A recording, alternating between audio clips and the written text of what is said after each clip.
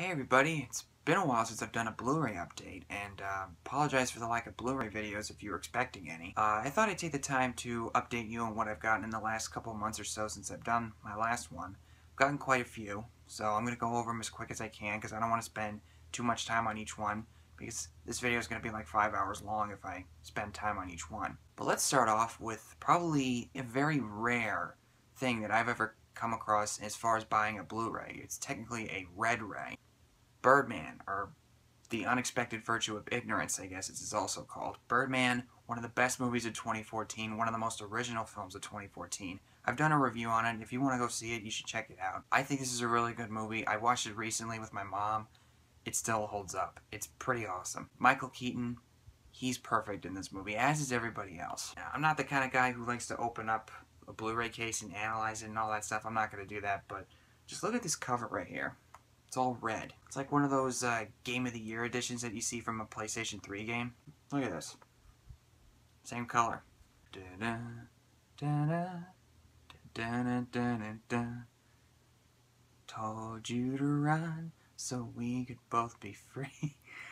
Well, Mockingjay Part 1. Really enjoyed this movie. I thought it was pretty good. Not as good as Catching Fire, but, you know, I liked it. I look forward to seeing the next one. And also... yeah. Okay, look, I know a lot of people are getting tired of Jennifer Lawrence, and if you don't like Jennifer Lawrence, okay, whatever. You don't like her, but personally, this hate that I'm starting to see towards her, it's starting to get on my nerves. Kind of like with the hate towards Tobey Maguire, starting to get on my nerves. But, you know, that being said, I think this is a fun movie. I haven't watched this since I watched it in the theater, but I'll definitely watch it again sometime soon. Next up is something that I probably should have seen in the theater, and I'm extremely late in reviewing it. The Hobbit, The Battle of the Five Armies. I have actually not seen this. I blindly bought it on Blu-ray.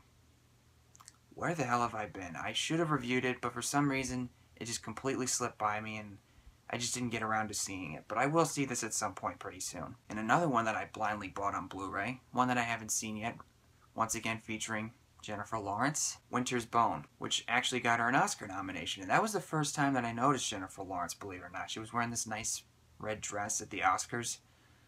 Okay. I've seen the trailer and it looks pretty good, and I'm definitely going to watch this at some point. Next up is a collection of the first and third installments of a franchise that I'm a fan of personally. Die Hard, and Die Hard with a Vengeance. Die Hard is a classic action film from 1988. Bruce Willis is awesome as John McClane. It's Die Hard. Yippee-ki-yay, motherfucker. And Die Hard 3. I also really like Die Hard 3. I think it's probably the second best sequel out of the franchise. I like number 2, I like number 4, and I'm going to get them on Blu-ray pretty soon. I've only seen bits and pieces of the 5th one. Doesn't really look that good, but I'll try to finish it at some point. Samuel L. Jackson. My goodness gracious. I'm the guy who does his job. You must be the other guy. The Departed. Favorite Scorsese film, by far. DiCaprio is excellent. Nicholson also really good, as is Matt Damon. Excellent movie. The dialogue is so hilarious and so fresh, and Mark Wahlberg is a scene stealer. It's The Departed. Speaks for itself. If you haven't seen this, you're kind of missing out. It came out 9 years ago. 9 years ago?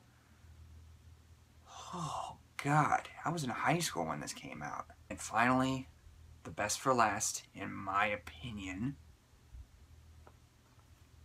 Interstellar.